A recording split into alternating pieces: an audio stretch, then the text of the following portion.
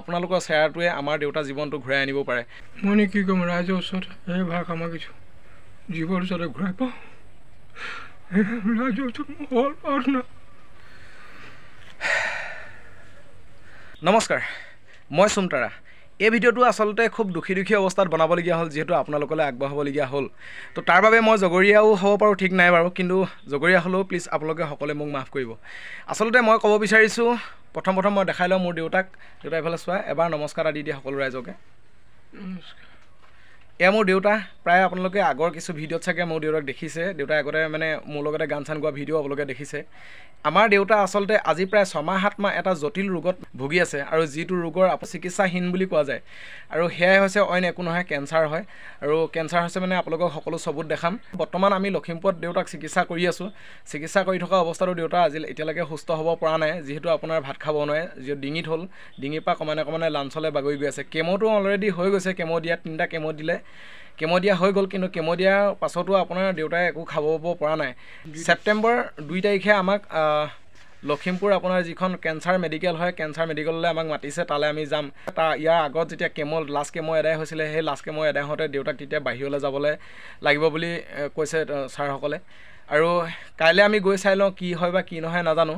আৰু আমি একেবাৰে অসুবিধাত পৰিছোঁ। আচলতে আপোনালোকক ক'বলৈ পাই নিজৰো এটা লাজ কাণ কাটি গৈ আপোনালোকক কথা ক'লোঁ। যদি আপোনালোকে পাৰে, দেউতা হৈ কিবা এটা যদি পাৰে সহায় কৰিব বুলি ভাবোঁ মই, আৰু সহায় কৰিব আপোনালোকে বুলি মই ভাবোঁ। আৰু দেউতা যদি কিবা কোৱা কৈ দিয়ে দুআষাৰ।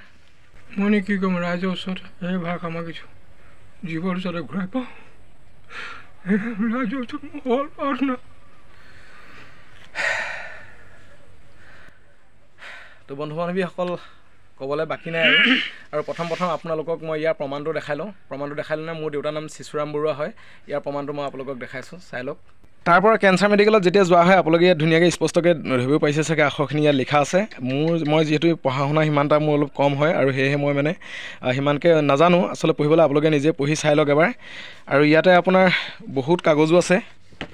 আপোনাৰ ইয়াতো আৰু এটা বস্তু আছে, আপোনাৰ ইয়াত ধৰিব পাৰে, ইয়াতো লিখি দিছে আপোনাৰ যিখিনি যেনেধৰণে দেখিছে। কোনোবা এনেকুৱা আক্ৰান্তত আগতে ভুক্তভোগী কৰা মানুহসকলৰ জানিব চাগে এইটো কথা, বা অন্যান্য গণ্যমান্য ব্যক্তিসকলেও এই কথাখিনি জানিব চাগে।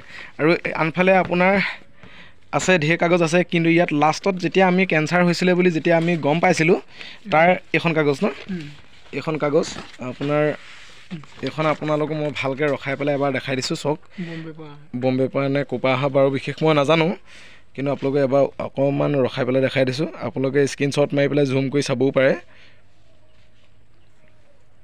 এইখন হয় কাগজ। আৰু তাৰ উপৰিও আৰু এখন আছে কাগজ, যিখন আপোনাৰ ক'ত হৈছিলে কি কথা তাক চাবৰ কাৰণে এখন কাগজ দিছিলে। সেই কাগজখন মই এবাৰ দেখাওঁ। এখন হৈছে কাগজখন, এইখিনি কাগজ ধৰকচোন। এইখন হৈছে কাগজখন, আৰু এইখন কাগজৰ পাছৰ ৰিপৰ্টটো হৈছে, এইটো ৰিপৰ্ট হয়। এইখন কাগজ দেখাইছে আচলতে হ'ল আপোনাৰ ডিঙিত হৈছিলে, কিন্তু আমি গম পোৱা নাছিলোঁ, দেউতাই আচলতে গম পোৱা নাছিলে। আৰু গম পাইছিলে যদি চাগে আমাক নক'লে, সেইটো টাইমত সুবিধা নহ'ল চাগে আমাক ক'বলৈও। আমিও অকণমান আঁতৰত আছিলোঁ, দেউতাও অকণমান আঁতৰত আছিলে মানে। হ'লেও মই এই সকলো কথাখিনি আপোনালোকক লাহে লাহে ইয়াৰ পাছৰ ভিডিঅ'ত বুজাই মেলি ক'ম। বন্ধু বান্ধৱীসকল, দেউতাই খুব কষ্টত আমাক ডাঙৰ দীঘল কৰিছিলে। আগতে দেউতাই আপোনাৰ ট্ৰাকত বেলচা মৰা হওক বা ৰিক্সা চলোৱাই আমাক ডাঙৰ দীঘল কৰিলে। আজি দেউতাৰ অসুখৰ টাইমত আমি অকণো সহায় কৰিব পৰা নাই মানে আপোনাৰ চিকিৎসা কৰিব পৰা নাই, মানে নিজেও আৱেগিক হৈ গৈছোঁ বাৰু। আৰু যেতিয়া আচলতে আমিও কি কৰোঁ, ময়ো কি কৰোঁ, আপোনালোকেতো সকলোখিনি জানে। মই আপোনালোকক ভিডিঅ' দেখাইছিলোঁ আগত ইউটিউবত। যদি ফেচবুকত চাই আছে ভিডিঅ'টো, তেতিয়া ইউটিউবত গৈ আপোনালোকে চাব পাৰে মই কি কাম কৰোঁ। সকলোবোৰ ইয়াত আপডেট দিয়া আছে ইউটিউবলৈ গৈ পেলাই, আমাৰ চেনেলত গৈ পেলাই, সুমতাৰা চেনেলত গৈ পেলাই। খুব সোনকালে দেউতাক নিবলৈ চেষ্টা কৰিম বাহিৰলৈ। দেউতাক বা আমাক যদি একো দি পেলাই যদি আপোনালোকে সহায় কৰিব নোৱাৰে, এটা দি আপোনালোকে যদি সহায় কৰিলে মানে বহুত সুখী হ'ম। ভিডিঅ'টো এটা শ্বেয়াৰ মাৰিলে বহুত সুখী হ'ম। লাগিলে আপুনি ফ'ল' কৰক বা ছাবস্ক্ৰাইব কৰক নকৰক, সেইটো আমাৰ কোনো কথা নাই, কিন্তু আপোনালোকে এটা শ্বেয়াৰ মাৰিব। আপোনালোকৰ শ্বেয়াৰটোৱে আমাৰ দেউতাৰ জীৱনটো ঘূৰাই আনিব পাৰে। আৰু সেই কথাই ক'লোঁ আপোনালোকক, বেলেগনো কি ক'ব আৰু। স্ক্ৰীণত এটা নম্বৰ ওলাই আছে, আপোনালোকে ধৰিব পাৰিছে চাগে। সেই নম্বৰটো ফোন কৰিলে, সেই নম্বৰটোত যদি আপোনালোকে ফোন কৰে, মোক পাব লগ, ডাইৰেক্ট ময়ে পাতিম কথা। আৰু কমেণ্ট কৰিব আপোনালোকে, যদি ক'ৰবাত আপোনালোকৰ ওচৰত এনেকুৱা ভাল কিবা সুবিধা আছে বা কোনোবাই গাঁৱলীয়া ঔষধো দিয়ে, আপোনালোকে কমেণ্টটো কৰিব বুলি আশা থাকিল। বা আপোনালোকে যদি সহায় কৰোঁ বুলি ভাবে, তেতিয়া সেই ফোন নম্বৰটোতে আপোনালোকে আগবঢ়াব পাৰিব। আজিলৈ এৰিছোঁ, ধন্যবাদ। নমস্কাৰ।